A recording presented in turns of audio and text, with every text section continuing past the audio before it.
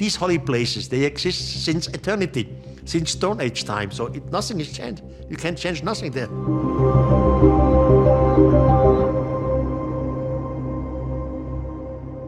I had a speech in Delphi some years ago, and after my speech, there was a professor of archaeology coming to me, and also a high Greek military. He was from the Air Force, the Greek Air Force.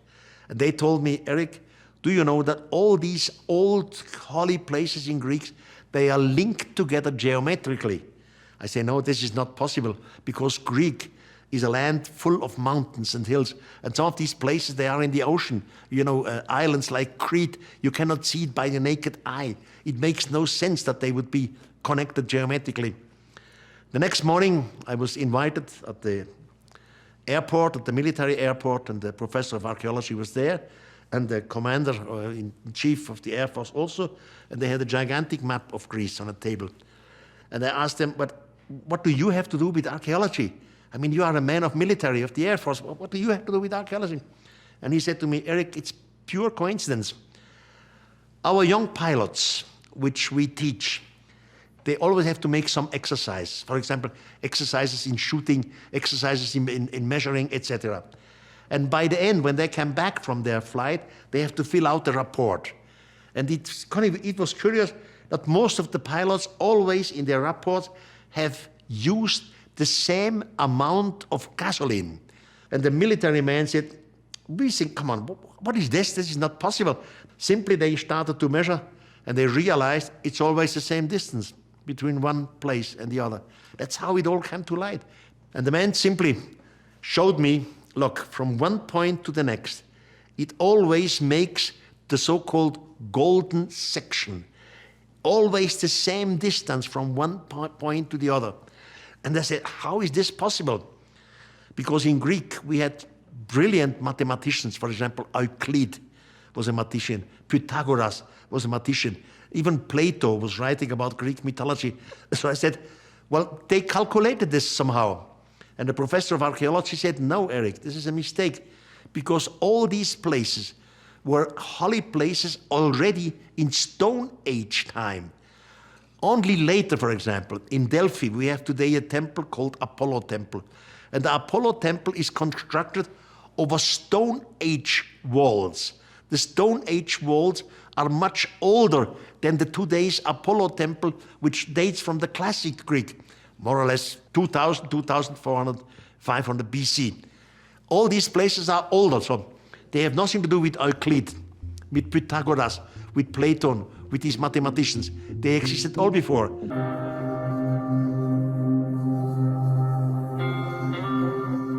Extraterrestrials, some thousands of years ago, they left somewhere a proof. With the proof, I mean something, I have no word of it, I call it a time capsule. Something which cannot be destroyed. And in this time capsule, they would tell, we were here from that and that solar system with that and that technology. We found your mankind at that time. We helped them, etc., etc. We will return in the far future then and then again. Now, if you create a time capsule, a message for future generations in the far future, how will you hide this message? Can you put it in a pyramid or in a temple? It makes no sense, because throughout the thousands of years, there might be wars. There might be religious leaders who will destroy the temple of the earlier religion, etc. Or there are earthquakes, or tsunamis, or whatever. Everything can be destroyed throughout the thousands of years. So they must find a place to deposit their time capsule where throughout thousands of years it cannot be destroyed, wherever that place is.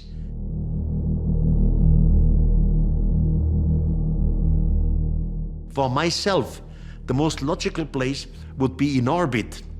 They simply bring their time capsule, their message, in a satellite, and bring the satellite in orbit around the Earth. Now, during thousands of years, this satellite would turn around the Earth. No one can destroy it, no earthquakes, no animals, no dictator, no one can destroy it. And only the space travel generation would be able to find it, to collect it, because all the other generations, they could not understand the message. if, for example, they would have left their time capsule somewhere in a pyramid.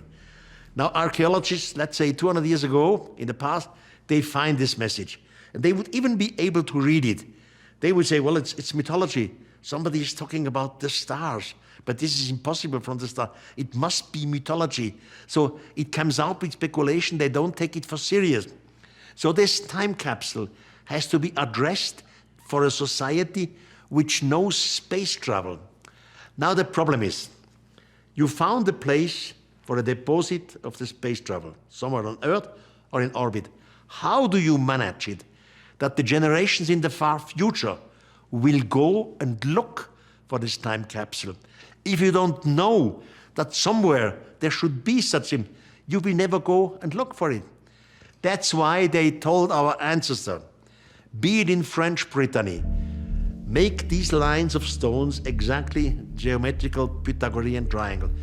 They told our European Stone Age people, okay, make your holy places, but only on that and that and that position, because they knew gigantic lines of 3,000 kilometers and more would be the result of it. That's why they told the ancient Greeks, okay, you wish to make a pleasure in our honor, please do it, but only on that place and that place. They knew exactly that generations in the far future would realize it, this geometrical pattern. Now they would come to their head, what's wrong here? How is this possible?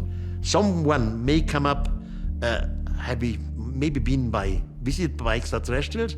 And if yes, they will say, well, extraterrestrials would not just have left us without a proof. There must be a proof, a writing, a message, a time capsule somewhere. But without the geometrical pattern, the generations in the future would never come up with the question. So you have to make these things in the past that the future generation is buffed. Say, hey, what's this? We have a fact of the geometrical pattern, and we have the fact of these holy places, and they are all thousands of years old. They are all created in Stone Age time, not in classical Greek time, long before Pythagoras, etc., Euclid. So we have the miracle. We have the fact these things exist. We have the question. There must be a time capsule. Now it's time that we go out there and look for a time capsule. You see, our astronomy today, with the space shuttle, it would be easy to go up there to look if there is an artificial satellite up there. But nobody does it, because nobody has the question. Now we live in the time where we have the questions. Now we should take the courage to go out there, to measure our solar system and look if there is an artificial object, the time capsule of the extraterrestrials.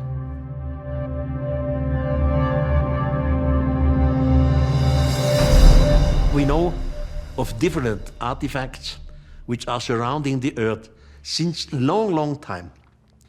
They were up there before the first satellite of the Russians, Sputnik, and later the American satellites were there. We know it for sure, but in science, it is normal to always look for the next plausible, natural answer before you look for some fantasies.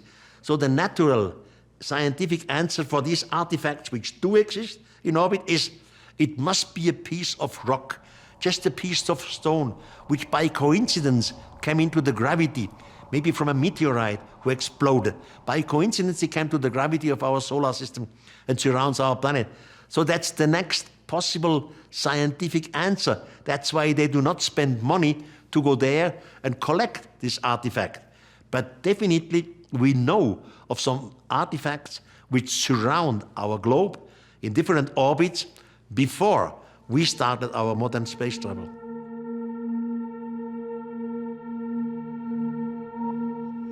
The gods were the extraterrestrials. Our ancestors admired the gods. The gods were the teachers. Our humans could not understand, how can someone fly up there? How can someone have weapons, lightning, strange things? Our humans did not understand the technology, so they adored the gods. The gods were in reality extraterrestrials. And the gods tell them, make your temple or your place here, because it is linked with the gods, at least for our ancestors, some thousands of years ago. They were holy places.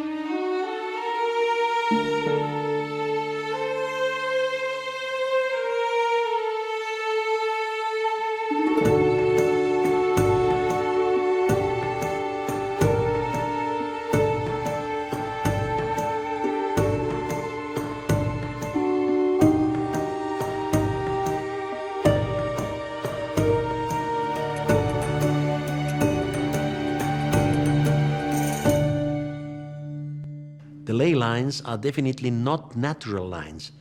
They are definitely made by humans.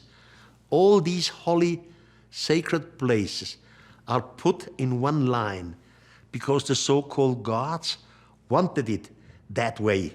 So ley line is nothing natural. Ley lines are made artificially by humans, but in order of the gods. When you have small lines, French Brittany, you have lines which are 2,860 meters. That's nothing. There they could do it, humans, just without the gods. But soon as you have lines crossing the Alps, 3,000 kilometers, or in ancient Greek, you have this geometrical pattern where every prehistorical site is linked together with the next one.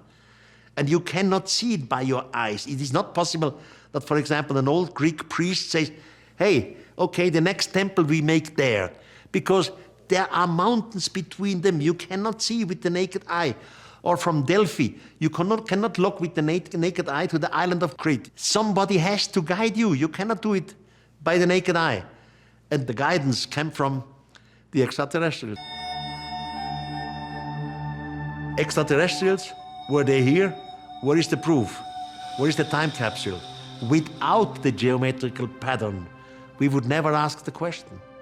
That's why it has to be done in the past.